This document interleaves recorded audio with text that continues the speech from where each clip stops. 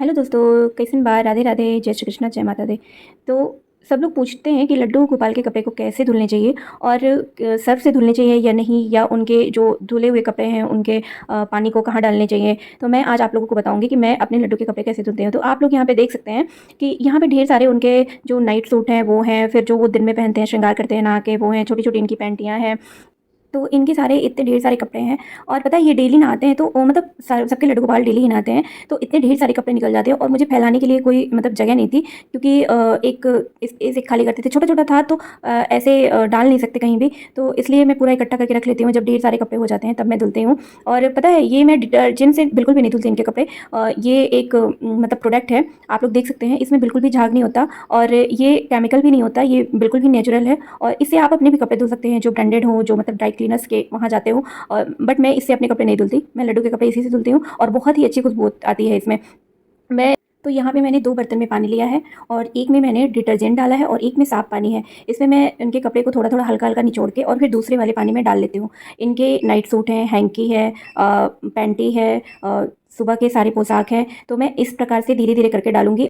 और लोग पूछते हैं कि जैसे इनके जो नहलाए हुए पानी है या कपड़े धुले हुए पानी है उसको मतलब कहाँ पे डालना चाहिए, ऐसे ही कहीं भी गिरा देना चाहिए कि नहीं। तो हम आपको बता दें कि सब लोग ऐसा बताते हैं और मैं भी यही करती हूँ कि उनके धुले हुए कपड़े मैं प्लांट में डाल देती हूँ। जो सारे बाहर फूल पौधे लगे हुए हैं, आप उसको कहीं भी ऐसे न डाल के आप फूल पौधों में डाल सकते हैं उनके पानी को। और मैं यहाँ पे धुल ली हूँ, धुलने के बाद मैं इसमें एक एक पानी से निचोड़ के फिर दूसरे वाले पानी में डालूंगी, फिर एक पानी से निचोड़ के दूसरे। और पता है ये कई ऐसे कपड़े हैं जिसमें नीचे बकरम लगे हुए होते हैं, तो वो अच्छे से क्लियर मतलब साफ नहीं होते हैं।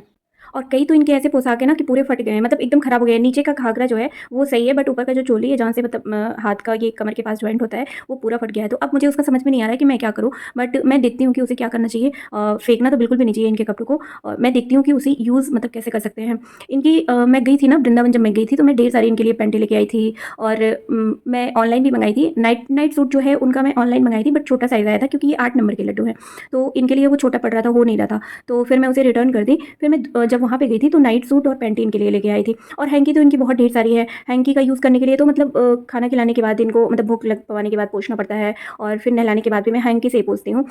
कई ऐसे ड्रेसेस होते हैं ना कि जिसमें बहुत ढेर सारी मतलब हैवी वर्क होती है, उसको तो ऐसे हाथ से रगड़ के आप धुल भी नहीं सकते। और डिटर्जेंट तो खराब ही कर देता है कपड़ों को, और किसी भी कपड़ों को ऐसे मतलब इतना हैवी डिटर्जेंट होता है तो नहीं यूज़ करना चाहिए। और तो ज़्यादातर लोग अपने कपड़ों के लिए मतलब जो ब्रांडेड और अच्छे होते हैं जिनको घर पे नहीं धुलते हैं उसके लिए लोग ईज़ी ही यूज़ करते हैं। बट मैं इनके कपड़ों के लिए, जब मेरे पास ये था नहीं, तो मैं डिटर्जेंट में भी नहीं धुलती थी, मैं ऐसे ही मतलब पानी से धुल देती थी, क्योंकि इतने तो गंदे रहते नहीं है, ये पहन के बस बैठे ही रहते हैं।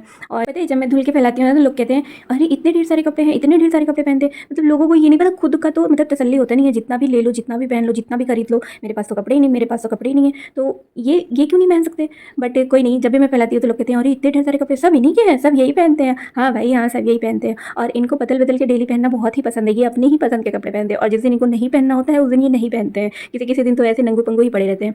पता है पानी में ऐसे जब धुल लेंगे ना कपड़ों को, तो फिर जो पानी को रहेगा, फिर मैंने तो उसको फूल में डाल दिया था, आप भी उसको फूल में डाल सकते हैं। कपड़े फैलाने के लिए मेरे पास कोई जगह नहीं था, तो इसलिए मैं ये मीशो से ऑर्डर करी थी। और ये मतलब आने में थोड़ा लेट लगा, इसलिए मैं कपड़े को रखी हुई थी। मैं सोची कि जब ये आएगा तब मैं धुलूंगी। फिर जब ये आया तब फिर मैं धुली, और ये इतना ही प्यारा है, इतना अच्छा है। इसमें 24 पीस हैं, मतलब जो पिन का है।